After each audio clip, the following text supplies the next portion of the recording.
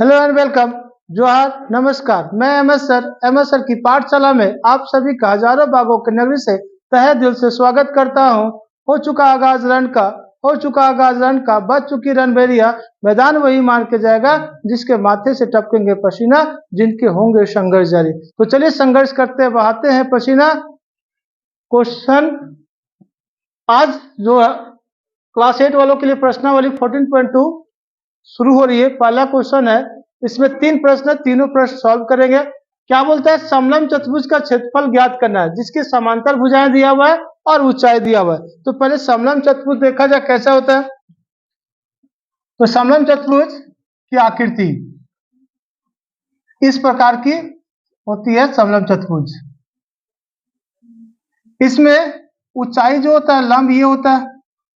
इसकी समांतर भुजाएं ऊपर वालों को ए माना जाता है, नीचे वालों को बी माना जाता है।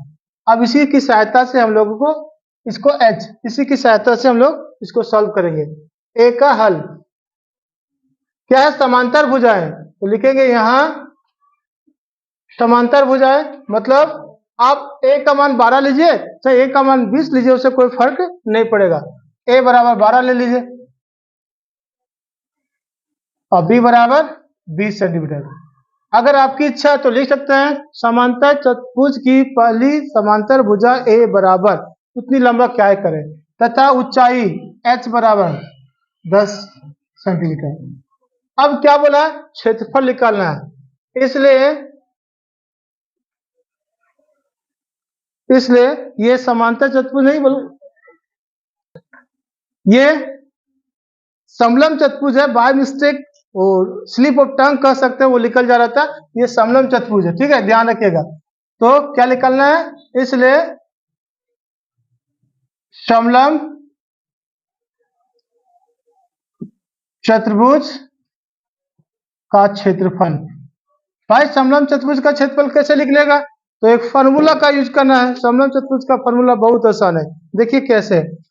हाफ इंटू ये दो समांतर भुजाएं जो है उनको जोड़ दीजिए, मतलब a प्लस बी, और h उसमें मल्टीप्लाई कर दीजिए।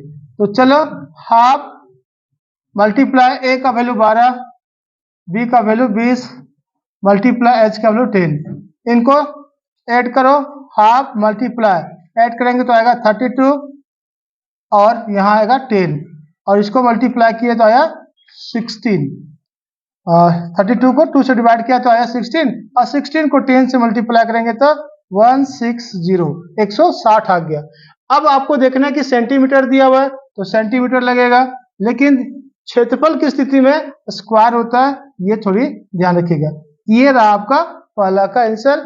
चलिए चलते हैं दूसरे क्वेश्चन की ओर। तो अगली क्वेश्चन जो 1 का बी आप पढ़ रहे हैं उसको बढ़िया से पढ़िए, तब तक मैं इसको थोड़ा इरेज कर देता हूं। इसी फॉर्मूला से बनेगा, यही पूरी जानकारी होगी, यही पूरा हल होगा।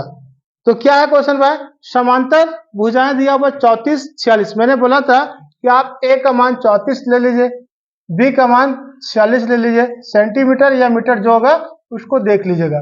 फिर ऊंचाई दिया हुआ 24, तो एच से इंडिकेट करते हैं ऊंचाई को 24 सेंटीमीटर।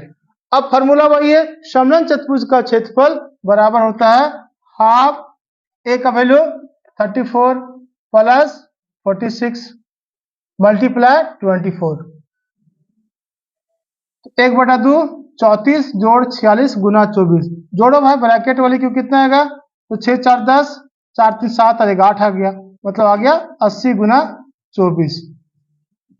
अब किसी को भी डिवाइड कर सकते हो, मैंने इसको कर दिया तो 12 आया।